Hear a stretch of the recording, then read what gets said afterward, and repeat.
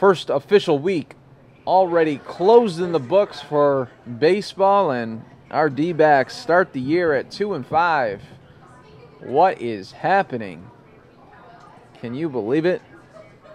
I don't know what's happening with the D-backs. All I know is their starting pitching is absolutely horrible. It is laughable. It's really laughable. You pay this guy $6 million.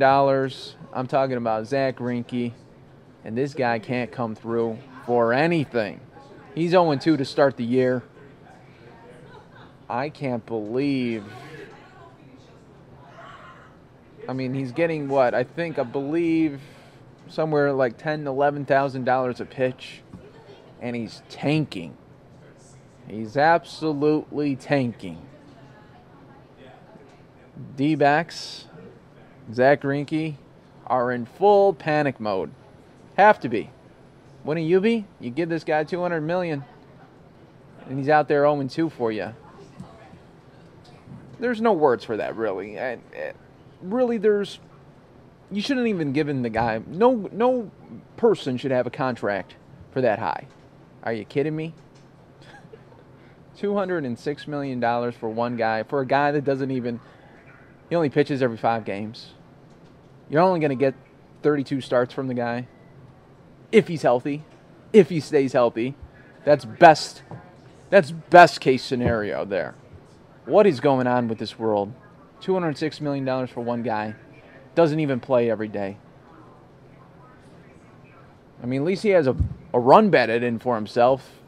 First game of the year, he was able to get an RBI, and things were looking promising then because they were up 1-0 in the game. And then, Zack Greinke became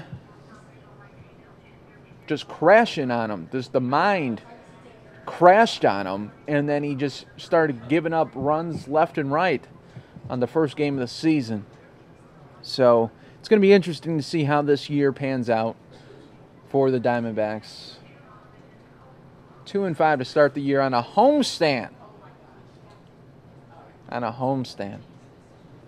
one of those games with the Rockies, I mean, you could have chalked that up as a loss, but they came back in the late innings. I don't know what's going on anymore, but all I know is giving somebody $200 million is first crazy. I don't care if they're a position player and they're the best hitter, and they're putting up 40 homers a year. Doesn't compute.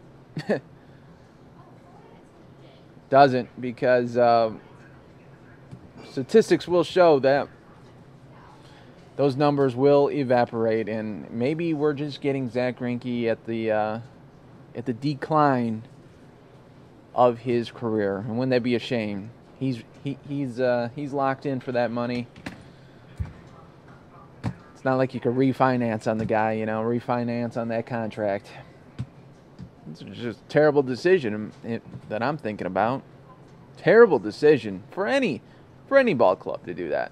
That's just too much money for one person. You're just putting a lot of pressure on the person to really perform. And I'm not making that excuse, because if you're making that kind of money, you should deal with pressure in a high caliber way.